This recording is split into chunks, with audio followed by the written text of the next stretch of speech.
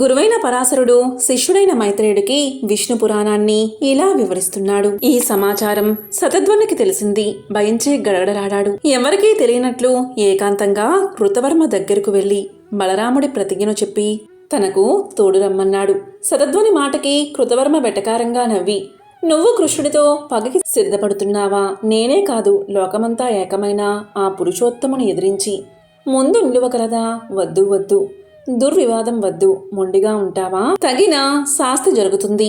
శతధ్వనుడు తల తడుముకుంటూ అక్రూరుడి వద్దకు వెళ్లి తన దుర్దశ చెప్పి తోడు రమ్మన్నాడు. అక్రూరుడు కూడా కృతవర్మలాగే అన్నాడు. ఏమీ దుర్బుద్ధి, కృష్ణుడితో పగ, బ్రతికి ఉంటావా? కృష్ణుడు ఎవరనుకున్నావు? సకలలోకకర్త, భర్త, సంహర్త. నీ అజ్ఞానం నిన్ను ఇలా ఆ పురుషోత్తమునితో పగకి నెట్టుతూ ఉంది. తొందరపడకు, బుద్ధివంతుడై ప్రవర్తించు. ఎక్కడ ఉండక చాటుగా ఎక్కడికైనా పో అని అనగా అతని మాటకు కట్టుబడి శతధ్వనుడు అన్నాడు, సరే, నా మాట. ఈ మహనీయ రత్నాన్ని ఆ కృష్ణుడికి చెందకుండా ఉండేటట్లు ఎక్కడైనా దాచి ఉంచు. కాదంటావా? నీవే నీదిగా కాపాడుకో.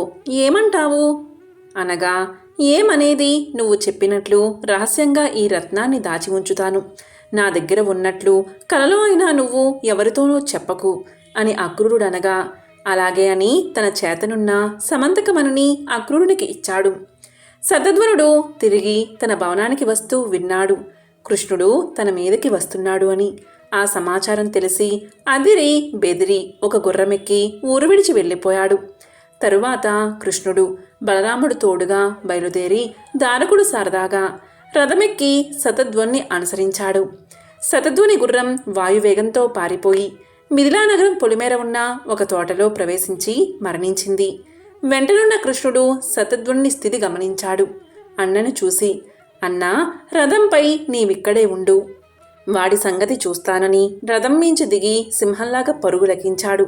అల్లంత దూరాన కనిపించిన శతధ్వనుని నిలు అని హెచ్చరించి ముందడుగు వేశాడు. చక్రం విడిచాడు. అది రివ్వున ఎగిరి వెళ్లి శతధ్వనుడి తల తెగేసింది. కళేబరం కింద పడింది. కృష్ణుడు వెళ్లి ఆ శరీరాన ఉన్న నగలన్నీ వెతికాడు. సమంతకం కనిపించలేదు. వెనుతిరిగి వచ్చి, అన్నా, వాడి దగ్గర సమంతకం కనిపించలేదు. ఆశ్చర్యంగా ఉంది అనగా బలరాముడు కోపగించి, నాకు ఇవ్వవలసి వస్తుందని మోసపు మాటలు ఆడుతున్నావా? పో, నీతో ఉనికి తగదు అని చికాకుగా పలికాడు. కృష్ణుడు ఆ మాటలకు బాధపడి, అన్నా, వాడి దగ్గర లేదంటే నేను మోసం చేశానా? అలాంటి పని నీ వద్ద చేస్తానా? ఎన్నడూ చెయ్యను. ప్రమాణ వాక్కుగా చెప్తున్నాను. ఆ శవం శరీరంపై సమంతకం లేదు.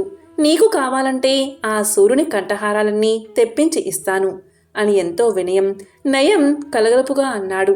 కాని బలరాముడు మాటలు వినలేదు. మద్యపాన మహిమాది. నీతో ద్వారకలో ఉండడం ఇక నా వల్ల కాదు. ఎక్కడికో పోతాను, నీ దారి నువ్వు పో అని చురచురా చూసి నాగలి భుజాన ముంచుకుని కోపంతో వడివడిగా అడుగులు వేస్తూ పోయి మిథిలానగరం ప్రవేశించాడు బలరాముడు. అక్కడ జనక చక్రవర్తిచే మన్నన పొంది నివాసం ఏర్పరచుకుని అతని ముఖతః ఆధ్యాత్మిక విషయాలు వింటూ దుర్యోధనకు గదాయుద్ధ విషయం బోధించే గురువై 3 సంవత్సరాలు ఉన్నాడు. కృష్ణుడు ద్వారకకు వచ్చి ఇలాంటి నింద ఎలా వచ్చింది, దీనికేమి విరుగుడు అని విచారిస్తూ ఉన్నాడు. కృష్ణుడి విచారం తెలుసుకుని ఉగ్రసేనాదులు మిథిలకు వెళ్లి బలరాముని కలత తీరేటట్టు బోధించి తిరిగి ద్వారకకు తీసుకువచ్చారు. సమంతకమణిని అక్రూరుడు తన ఇంట భద్రంగా రహస్యంగా దాచి ఉంచాడు. అది దినానికి 8 బారుల బంగారం ఇస్తూ ఉంది. దాన్ని నిర్ధకంగా వెచ్చించక పరమేశ్వరార్పణంగా యజ్ఞాలు చేస్తూ యజ్ఞ దీక్షగల క్షత్రియ వయస్సులను చంపినవారు బ్రహ్మహత్యా పాపానికి కట్టుపడతారని పెద్దల వల్ల విన్నవాడు కనుక యజ్ఞదీక్ష తన రక్షగా 60 సంవత్సరాలు ఎలాంటి అపాయమూ లేకుండా సుఖంగా ఉన్నాడు. ఆ రత్న ప్రభావం వల్ల ఆ దేశం ఎలాంటి అరిష్టాలు లేక ధనధాన్య సమృద్ధితో విలసిల్లింది. కొన్నాళ్లు గడిచిన తర్వాత భోజుడు మొదలైన రాజులు నీతి నియమం లేక దొమ్మి యుద్ధం చేసి సతిత్వ పౌత్రుడైన శత్రుఘ్నుణ్ణి చంపేశారు. ఆ సంఘటనతో అక్రూరుడు భయపడి తనకి ఏ ఆపద కలుగుతుందో అని ద్వారకలో ఉండలేక భోజ సహితుడై కాశీకి వెళ్ళిపోయాడు. అక్రూరుని ఎడబాటు ద్వారకకు యాదవ భూమికి గొప్ప ఉపద్రవం కలిగించింది. అనావృష్టి, పాడి పంటలు లేక రోగాలు కలిగి ప్రజలు బాధపడ్డం, ఇలా అనరాని వినరాని కనరాని ఉత్పాతలకు విశేషించి ద్వారక నెలవైంది. ఈ ఉత్పాతాలు చూసి కృష్ణుడు కలతపడి ఉష్ణి భోజాంధకులను పిలిపించి విచారిస్తూ ఉపద్రవాలను ప్రస్తావించి ఏమి చెయ్యాలి ఈ బాధ పోవడానికి చెప్పండి అన్నాడు.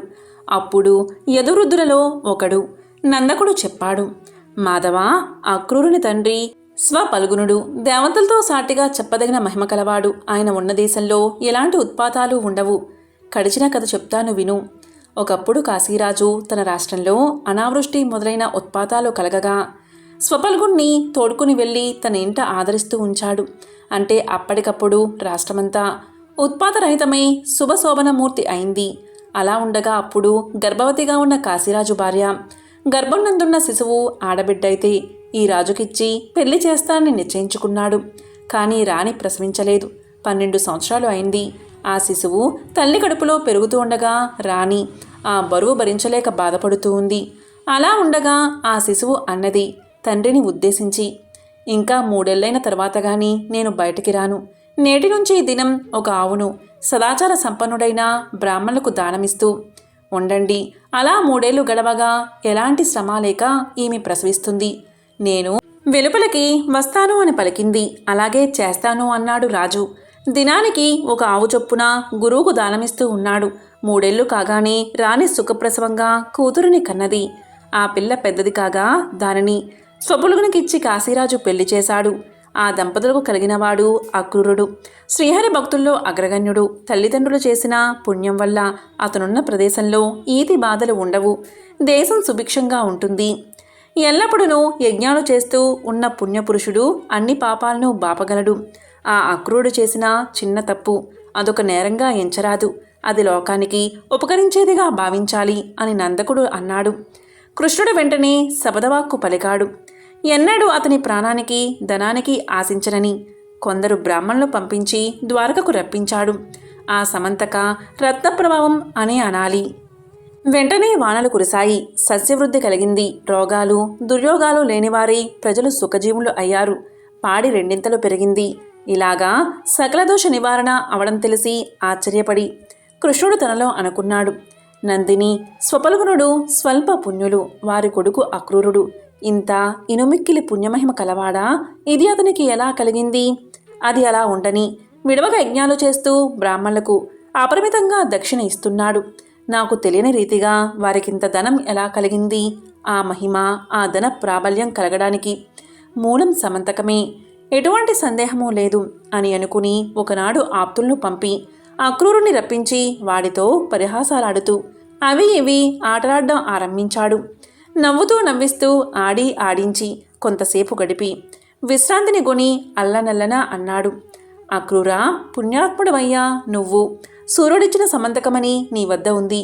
లేకపోతే అన్ని యజ్ఞాలు దానాలు ధర్మాలు చేయడానికి తగినదనం నీకెక్కడి? చూడు, నా మాట విను. అది నీ దగ్గర ఉందన్నా నమ్మక నా మీద అపనింద వేస్తున్నారు. నా మీద పడిన ఈ నిందను పోగొట్టాలి. ఆ మణి తెచ్చి నలుగురికి చూపించడం కర్తవ్యం. ఇక కృష్ణుడి మాటలు విని అక్రూరుడు అదిరి బెదిరి ఒకంతసేపటికి కుదిరి తనలో తాను అనుకున్నాడు, ఆ మణి నా వద్ద ఉందని ఈ కృష్ణుడు గ్రహించాడు. ఇప్పుడు బయట పెట్టాడు. నేను దాన్నలాగే దాచి ఉంచితే లేదని తప్పుడు మాట్లాడితే పోనిస్తాడా? అది ప్రాణం మీదకి తెచ్చుకోవడమే. ఎందుకీ బాధ అని తన పట్టుదట్టిలో కట్టి ఉంచిన సమంతకం కృష్ణుడికి ఇచ్చాడు. ఈ విధంగా గురువైన పరాశరుడు కృష్ణుడైన మైత్రేయుడికి విష్ణు పురాణాన్ని వివరిస్తున్నాడు. ఓం నమో నారాయణాయ.